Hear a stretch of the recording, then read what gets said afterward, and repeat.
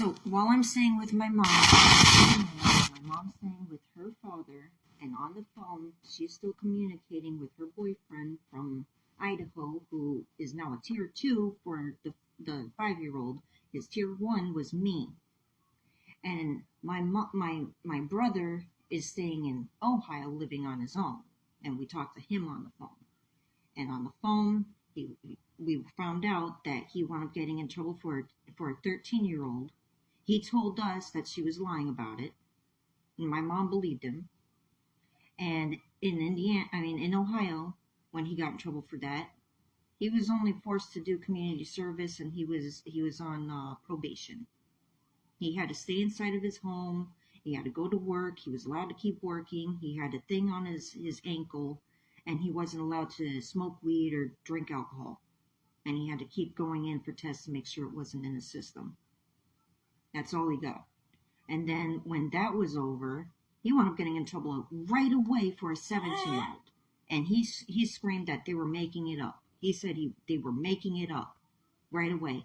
And all he got was community service. Thing is, like, the girls are insisting that they're telling the truth, and nobody believes them but me. I believe them because I grew up with these people. I know what they're like. They don't see people like me like people. They think it's funny to tell me that they have communication with my daughter while I'm begging the world to help me find her, because my daughter was taken away from me when I was 18 years old by the father's mother.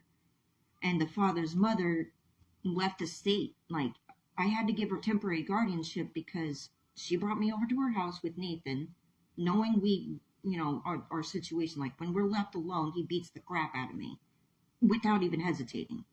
It's like his thing to do to release stress. I was his punching bag. And she knew that. So she brought me over to her house one day, left us there alone, and then the police got involved, and she came back and she's like, what are you going to do? Because you can't move back in with his dad. And he can't stay here. You have to give me temporary guardianship or you're going to lose your kid. So I had to do that. And then she left the state. And I turned to my family, and my family was like, what do you expect us to do about it? I'm like, okay. So I went to the police. The police said, we can't do anything because she's technically within her rights to do that with temporary guardianship. She can do whatever she wants for however long she wants. I'm like, I didn't realize temporary guardianship meant kidnapping. And I turned to social media, which is what I've been doing for 17 years. And my family's telling me to stop talking and even letting it slip that they talked to her. And I'm like, what's happening? But this was about me proving